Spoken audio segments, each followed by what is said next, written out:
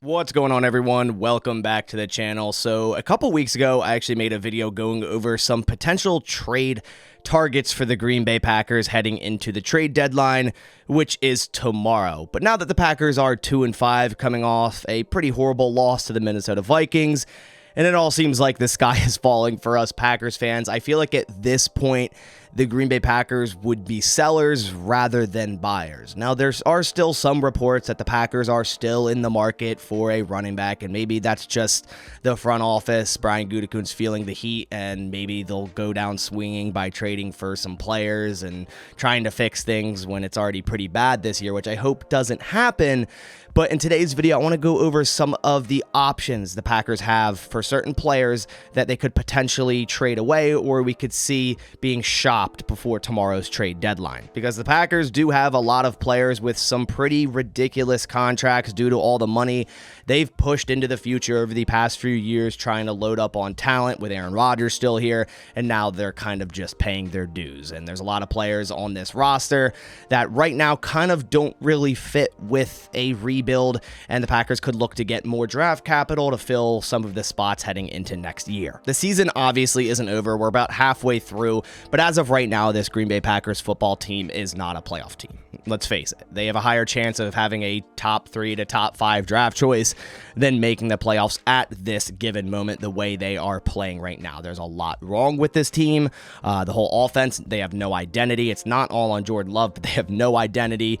No one's really making plays. The defense is giving up massive plays and giving up, yardage on 3rd and long multiple times in a row. And just right now, this team just simply isn't playing well. So that's why I figured it'd be a good idea to look over the potential trade away options rather than trade for options for the Packers at this point. Before we dive into the trade away options, I want to give a big thank you and shout out to this year's channel sponsor, BetUS, a leading online betting platform offering a wide range of sports betting and casino games. BetUS is an awesome sports book, and it's known for its great reliability, security, and customer service. And they also have a really nice bonus going on right now through my channel. If you simply click the link down in the description and sign up using that link, you will get a 125% deposit match on your first deposit. So if you deposit $100, you'll actually then have $225 to play with. And guys, always remember to gamble responsibly. They have a ton of different options in the football realm. I like putting together a 3 to 4 leg prop parlay given on a certain game I'm looking at,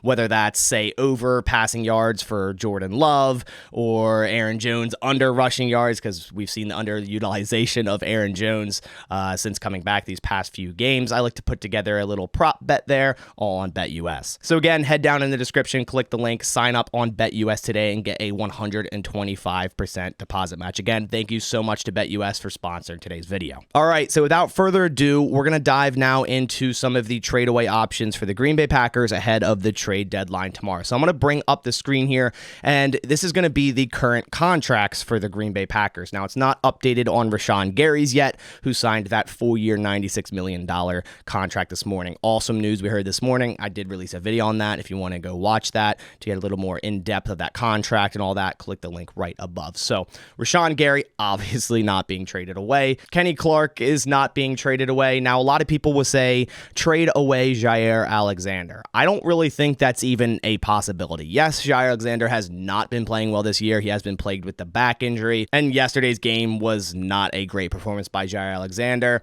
But to say trade him, that's really not on the table right now. We see a potential out here for Jaire is in 2025 when he would only have $19 million in dead cap.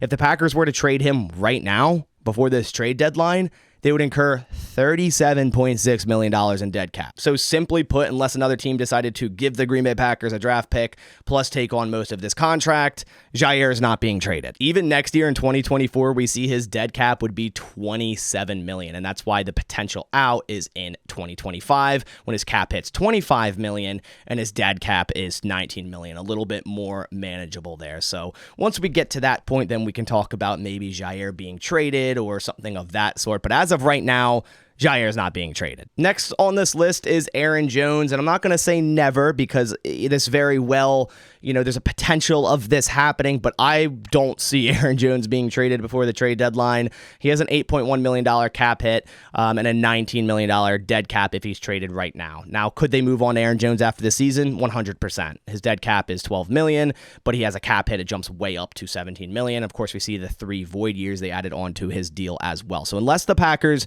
include him in a massive trade for another big running back around the league for the trade deadline, don't see Aaron Jones being traded. Next, we have Preston Smith. I've seen some comments about trading away Preston Smith, who I thought has had a pretty good season thus far. And I think, considering he's a 30-year-old veteran at this point, a playoff contending team could definitely use him, and maybe the Packers could get a decent draft haul for Preston Smith. But again, the problem right now is the contract. He has a potential out in 2024, so I'm not going to say it's never going to happen for the Packers trading him on this trade deadline tomorrow. It definitely could happen. He has a cap hit right now of $6.3 million. It would incur $19.7 dead. It doesn't make too much sense, but say if another team took on some of that deal and gave the Packers a significant draft pick, which at this point, what would a team be willing to offer for Preston Smith with this contract at 30 years old? That's anyone's best guess. So personally, I don't see the Packers trading away Preston Smith. I think he offers a lot right now, and he's had a good season so far. Now, he is signed through 2026. I highly doubt Preston Smith is going to be a Packer through 2026. I feel like they definitely could move on from him after this season, but that's after the season. And at that point, yes, maybe they trade Preston Smith after the season, but right now it doesn't make too much sense. And that trade would probably be a post June 1st designation next offseason, where we see his cap hit jumps all the way up to $16 million from that $6 million it is right now. So that would make more sense. Same goes for Devondre Campbell. Don't see him being traded. As we look at his current contract, he just came back yesterday from his ankle injury and led the team in total tackles, and the Packers run defense was exceptional yesterday. Now, the Vikings run offense isn't good, but still, the Packers' run defense was exceptional yesterday. As we see here, the Devondre Campbell potential out is 2025, far away from right now. His cap hit's $5 million right now, and if the Packers were to trade him, it would be a $16 million dead cap. 2024, I feel like they could maybe move on from Devondre, but again, that more so that potential out being in 2025. Next on this list, we have Rasul Douglas. Now, this is someone that is very tradable, but I feel like the Packers shouldn't trade him. He's been one of the most consistent players on that defense. He's been better than Jair Alexander this year, but the Packers definitely could trade him if they wanted to dump a 28-year-old cornerback and maybe get some draft value back to kind of, continue this rebuild heading into 2024. But I don't see it happening. I think the Packers stick on to Rasul Douglas, who signed through 2024. All right, so here's the first one that really makes sense, and that's YHS Nyman. And if it was up to me, YHS Nyman would be starting at left tackle right now. Rasheed Walker has not been good, and yes, he got benched this game, and YHS Nyman came in, but then he hurt his foot. So it also depends on this, like how significant that foot injury is, because if YHS Nyman has to go on IR, he obviously cannot be traded. And if it's any significant injury, he's not going to be traded. But this year, YHS Nyman is a big head scratcher, a big question mark to me. They gave him that second round tender as a restricted free agent, which pays him $4.3 million, and he's been sitting on the bench when I believe he's one of the 5 best offensive linemen, and the offensive line has been a problem this far this season. Once David Bakhtiari went down, this offensive line has really been in shambles. And I'm not saying David Bakhtiari fixes it all, but then putting Rasheed Walker out at left tackle, the interior of the offensive line, primarily Josh Myers and John Runyon Jr. have not been playing good. Zach Tom's been pretty consistent. Elton Jenkins had actually a good day in yesterday's game against the Vikings. But in my opinion, YHS Nyman needs to be out on the field, whether that's at left tackle or right tackle. And then if you put him at right, Zach Tom moves into center or guard, or Elton Jenkins moves to left tackle, and then Zach Tom plays left guard, something along those lines. I feel like that should be the potential fix for this offensive line that's been playing poor. But at this point, it doesn't seem like the Packers have any interest in YHS Nyman starting.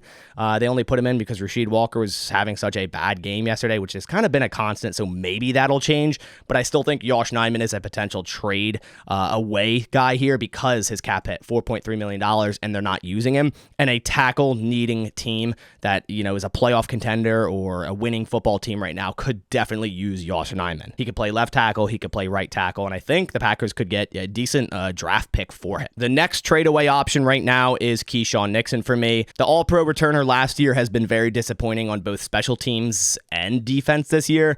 Seems like he's just taking kicks out of the end zone and barely getting to the 20-yard line. And on defense at nickel corner, he's been very disappointing. They re-signed him to that one-year contract, added 4 void years as we see here because it's the Packer way at this point, just to try to get past the salary cap because of how much dead money they already had. But his cap hit this year is $2.7 million, and he would incur a dead cap of $2.1 million away if traded. But I think a playoff needy team that maybe needs, a specialty returner or, some depth in the cornerback room. Like if Keyshawn Nixon is your 4th cornerback, I think that's fine. And you use him as a primary returner. He gives you depth on the defense. But when you push him into this nickel role, which the Packers did this year, the inexperience is showing, and he is a weak link on this defense. And I think a team would be willing to trade for Nixon based off of his resume as a returner and some of the depth he can offer on defense. The last player I have for today for a potential trade away is A.J. Dillon. Now, the first question would be, will a team be willing to even trade for A.J. Dillon? If it were to happen, I feel like it could be a late round pick swap. Say if the Packers were to trade away A.J. Dillon and a 6th and maybe get back a 5th rounder. I feel like that's kind of all they could do at this point, and that's honestly wishful thinking. This is A.J. Dillon's last year of his contract. He's only at $1.6 million, so it's not like the Packers would really be saving money by trading away A.J. Dillon. It would be more so trying to get a little bit of draft capital back after spending a 2nd round pick on him, and he's really been kind of disappointing. His rookie season was okay last year and not good really, and then this year kind of even worse. And it's honestly not all his fault. The run blocking on this offensive line has been poor, and when you're getting met in the backfield right after getting a handoff, what do you really expect? But we can't sit here and say none of it's on A.J. Dillon. Like, this dude could be a great runner on another great blocking offensive line. I think he could be a lot better on a good blocking offensive line, but he hasn't been great even when certain plays when the line is blocking okay. So the Packers could cut ties if they trade for another running back, maybe package A.J. Dillon in that trade, or simply just get a pick for A.J. Dillon. Therefore, they could use other picks to maybe get another running back if they are willing to trade for a running back, which we've heard some reports on. We'll see how that all goes down in the next couple of days. But A.J. Dillon, in terms of money, is definitely tradable, and I know a lot of people have been mentioning him. So that does it for all the potential trade-aways that the Packers could look at trading away over the next day. Now, everyone else on the roster is on a young deal or has multiple years left, and it wouldn't really make much sense to trade them away. So I wanted to go over a lot of the players that I've heard in the comments or online, like Jair, Devondre Campbell, Rasul Douglas, all those type of players that I've heard a lot of people saying, hey, trade this player away, when it really doesn't make sense contractually. Like, it's almost impossible to do so. I'll never say never because, we've seen weirder things in the NFL, and the Packers are on a really bad losing streak, and they very well could just try to get some nice draft capital and load up for 2024. But some of these players like Jair, I would put less than 1% chance of being traded away. Let me know your thoughts down in the comments below. What player do you want to see traded away the most on the Green Bay Packers? Just let me know in the comments below. But that about does it for this one. I appreciate you guys watching. If you could please leave a like down below, it supports my channel a ton. But I'll catch you all in the next one. And as always, go Pack Go.